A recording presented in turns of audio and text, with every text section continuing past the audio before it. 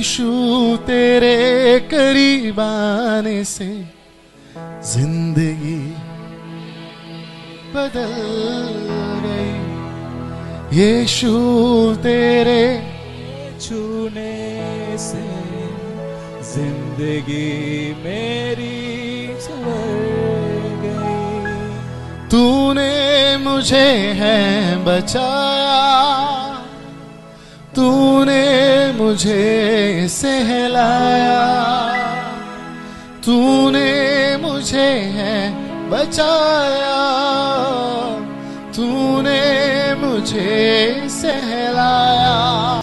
शुरू करने से पहले मैं अपने बारे में आपको थोड़ा बताना चाहूंगा, उसके बाद हम वचन में जाएंगे। चलेगा? आमीन। तो जैसा आपको पता है, मेरा नाम मार्क त्रिभुवन है और मैं मुंबई से हूं और मेरी पैदाइश एक मसीह परिवार में हुई।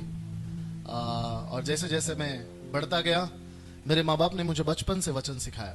हमेशा से मैं प्रार्थना में जाता था, बाइबल पढ़ता था, संडे स्कूल जाता था और परमेश्वर को बहुत प्यार करता था। और सच में मुझे प्रार्थना जाने में मैं ऐसे कॉन्गो बजाता था, बहुत छोटा था तब। ये वाला कॉन्गो मैंने बहुत सालों के बाद देखा। ये मैं बजाता था, मुझे बहुत अच्छा लगता था कॉन्गो बजाना। और इसी प्रकार से मैं चर्च में बढ़ता गया, आगे बढ़ता गया। लेकिन जैसे जैसे मैं बड़ा हुआ, तब मुझे पता चला कि ये रोज रोज चर्च जाना जरूरी नहीं है, ये हर हफ्ते चर्च जाना जरूरी, ऐसा मुझे लगने लगा।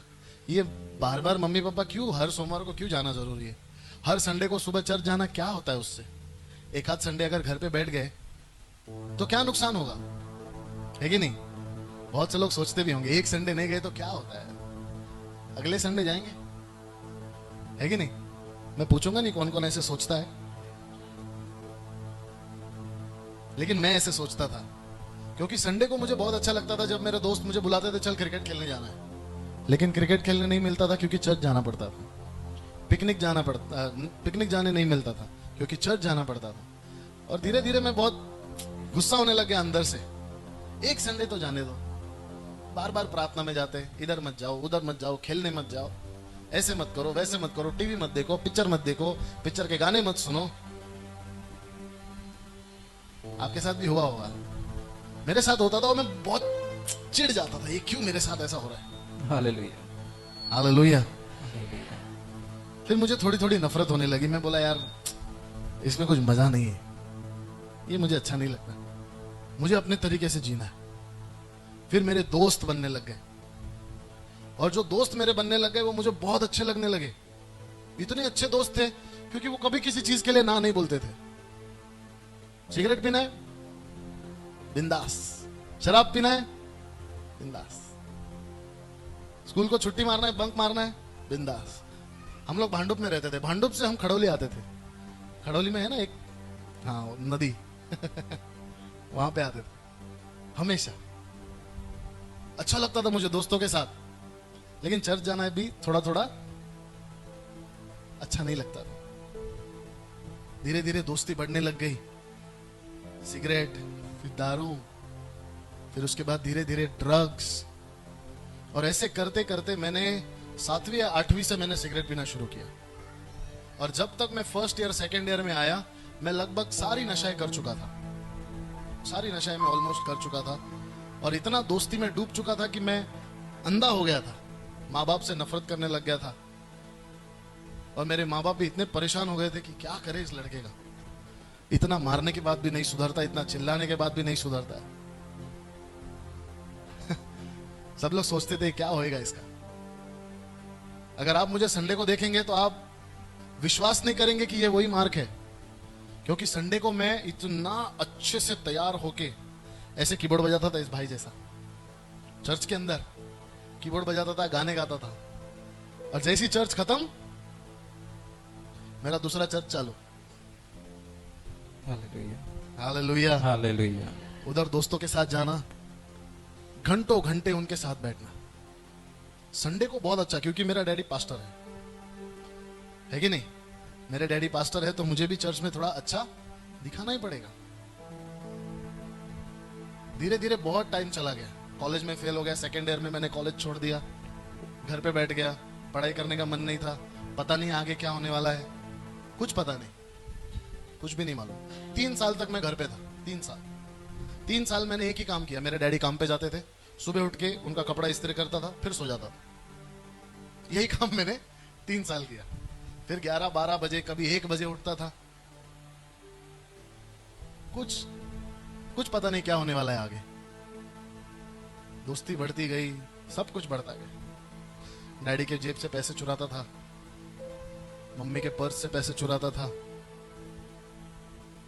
ऐसे ही चलता गया, ऐसे ही चलता गया। एक दिन जब हम लोग, हमारा जो, जिसको हम अड्डा कहते हैं, अड्डा समझते हैं हम, हमारे अड्डे पे बैठे थे। हालेलुया।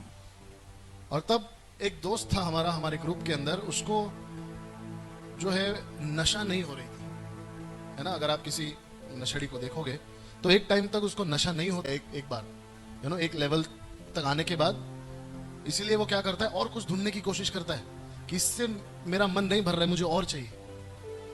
और उसने चरस, गांजा, दारू वगैरह सब होने के बाद भी वो कह रहा है कि मुझे नशा नहीं हो रहा है, और अगर नशा नहीं होगा तो वो पागल हो जाएगा। फिर वो गया, उसने कुछ तो किया, पता नहीं क्या करके आया, और एक टैबलेट का पैकेट लेकर आया।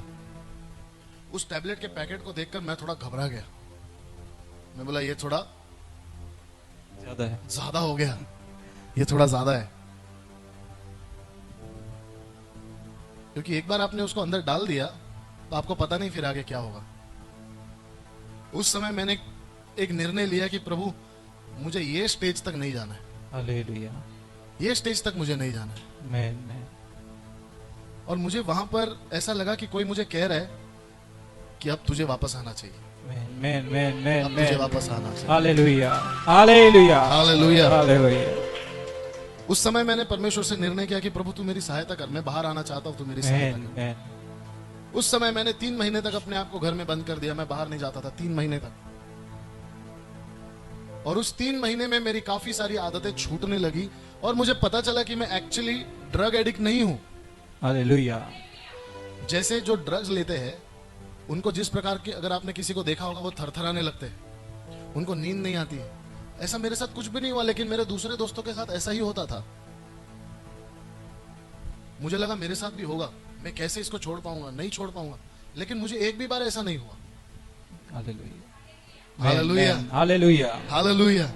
और धीरे धीरे करके ये सारी आदतों से परमेश्वर ने मुझे बाहर निकाला, सारी दोस्ती यारी से परमेश्वर ने मुझे बाहर निकाला। और एक दिन आया, मैं पूरी तरीके से उस चीज से बाहर। आमीन।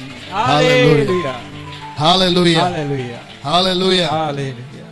परमेश्वर ने मेरे अंदर एक अकल को डाला, है ना। पवित्र आत्मा हमेशा क्या करता है, जब आप गलती करते हैं तो आपके अंदर एक आवाज आती है कि तू जो कर रहा है गलत कर रहा है। कितने लोगों के साथ होता है ऐसा?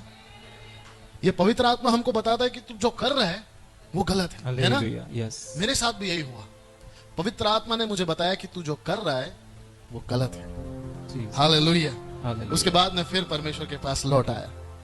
Hallelujah, hallelujah, hallelujah, hallelujah. परमेश्वर का धन्यवाद हो कि आज अगर कलीसिया में हम कुछ गलती करते हैं तो हमारे पास इतने खूबसूरत परमेश्वर के दास है जो हमें समझाते हैं, हमें सहायता करते हैं। हालेलुया।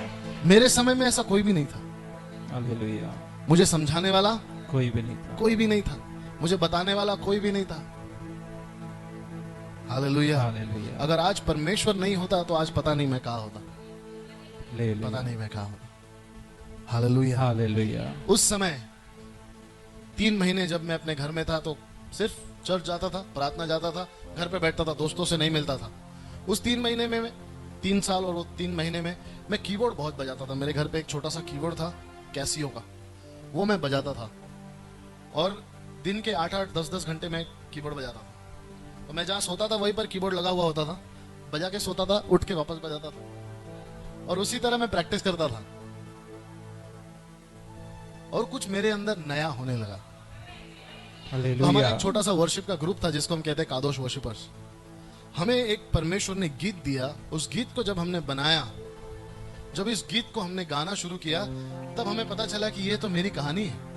Hallelujah, hallelujah. हालेलुया। ये गीत जो परमेश्वर ने दिया है ये तो मेरी गवाही है। और जब मैंने और थोड़ा सा देखा तो मैं समझा ये मेरी नहीं, ये हर किसी की गवाही है। Hallelujah, hallelujah, hallelujah, hallelujah, hallelujah. Hallelujah. और जब उस गीत को हमने बनाया परमेश्वर ने अद्भुत रीति से वो गीत हमें दिया। हालेलुया। हालेलुया। आज बहुत लोग उस गीत की वजह से आशीषित हैं। Man man man. हालेलुया। आप लोग भी शायद गाते होंगे। यस। यीशु तेरे करीब आने से जिंदगी बदल गई। यीशु तेरे छूने से जिंदगी मेरी संवर गई। तूने मुझे है बचाया, तूने मुझे सहलाया, तूने मुझे है बचाया, तूने मुझे सहलाया।